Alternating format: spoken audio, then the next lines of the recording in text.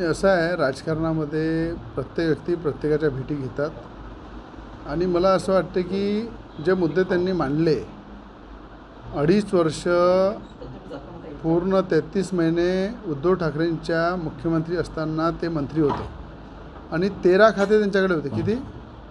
13 खात्याचा मंत्री असताना बच्चू कडूजी 13 खाते सांभाळत होते. त्यांनी अमरावती जिल्ह्यामध्ये, विदर्भामध्ये जलसंधारणामध्ये काय काम केलं एखादं नाव सांगा. त्या ठिकाणी उद्धव ठाकरे मुख्यमंत्री असताना महिला बालकल्याण मंत्रीपद त्यांच्याकडे होतं. त्यानंतर त्यांच्याकडे मोठ्या प्रमाणात या ठिकाणी शिक्षण खातं होतं. या मोठे मोठे खाते 13 मंत्रीपदं ज्याच्याकडे 33 महिने होते, पालकमंत्री होते अकोल्याचे, त्यांनी या विदर्भामध्ये ना जलसंधारणाचं एखादं काम केलं. पुनर्वसनाचे 10पेक्षा जास्त प्रकल्प या जिल्ह्यामध्ये प्रलंबित होते. स्वतःच्या मतदारसंघामध्ये बोरगाव पेठ आणि भूगाव हे प्रकल्प अजूनपर्यंत पुनर्वसन झाले नाही. आज अचलपूर मतदारसंघामध्ये शेतकऱ्याच्या गोष्टी करतात. ते संत्रा मोठ्या प्रमाणात होते. संत्र्याच्या आधारावर एखादा कुठला संत्रा प्रकल्प उभारला नाही. आज तुम्ही पाहिलं की त्यांच्याच मतदारसंघामध्ये मागील नुकसान भरपाईचे पैसे देणं शेतकऱ्यांना बाकी आहे. मोठ्या प्रमाणात फक्त शेतकऱ्यांचं नाव घेऊन इलेक्शन आल्यानंतर राजकारण करायचं. अपंग दिव्यांग मंत्रालय त्यांना दिलं, त्याला कॅबिनेटचा दर्जा दिला. पण आज तुम्ही अपंग शाळेमध्ये जर परिस्थिती पाहिली तर ग्रँट घेतात ते संस्था झालं 200 मुलांचं आणि विद्यार्थी राहतात फक्त तिथे 25 आणि 20. त्याच्यावर काय काम केलं? सगळ्यात पहिले अपंग कल्याण शाळा स्वतःच्या संस्थेवर घेतली, स्वतःच्या जागेवर सुरू केली. त्या ठिकाणी किती विद्यार्थी आहे जरा जाऊन पहा, किती विद्यार्थी आणि किती लोकांची ग्रँट मिळते तिथे. शिवभोजन थाली पाहिजे त्यांना कुटुंबामध्येच पाहिजे. कुठल्याही प्रकारचं सेतू कार्यालय, सेतूचं हे पाहिजे ऑफिस ते स्वतःच्याच परिवारामध्ये पाहिजे. आणि शेतकऱ्यांसाठी एवढा जर जिव्हाळा असता तर 33 महिन्या सरकारमध्ये मंत्री असताना त्यांनी का दिवा लावला नाही? आज अचलपूर मतदारसंघामध्ये जर तुम्ही पाहिलं, शेतकऱ्याची ओरड आहे.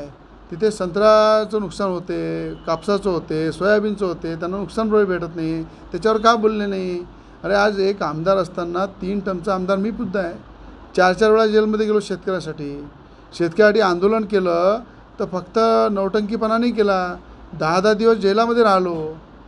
जेलामध्ये राहून त्या ठिकाणी अन्नत्याग केलं. शेतकरी 1500 शेतकरी माणसं जेलामध्ये राहत होते.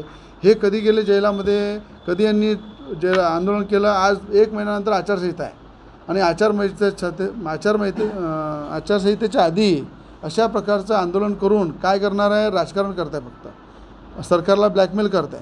अरे एकनाथ शिंदे साहेबांनी बच्चू कडूचे जेवढे कामं केले वैयक्तिक, महाराष्ट्रामध्ये कोणत्या आमदाराचे नाही केले. एवढ्या वैयक्तिक कामं सगळ्यात जास्त जर एकनाथ शिंदेंनी केले असेल तर बच्चू कडूंचे केले.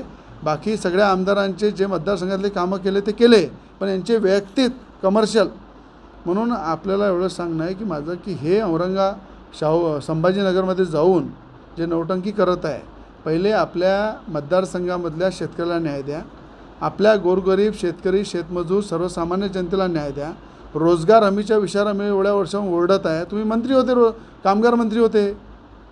रोजगार सेवक, रोजगाराच्या आपल्या हमी रोजगारचे जे मजूर आहे त्यांना 275 रुपये मिळते. आम्ही 600 रुपये मिळाला पाहिजे. किती दिवस ओरडून आलो.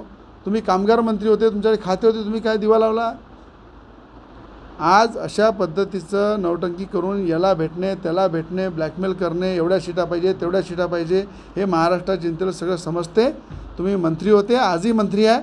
तुम्ही स्वतः काय केलं ते सांगा पहिले. ठळक घडामोडींसाठी देशोन्नती न्यूज चॅनलला सबस्क्राईब करा आणि बेल आयकॉन प्रेस करा. मुंबई, पुणे, नागपूर, मराठवाडा असो का विदर्भ, राजकीय, सामाजिक, शैक्षणिक क्षेत्र असो का क्रीडा, सर्वच घडामोडीचे विश्लेषण पाहायला विसरू नका. फक्त देशोन्नती न्यूजवर.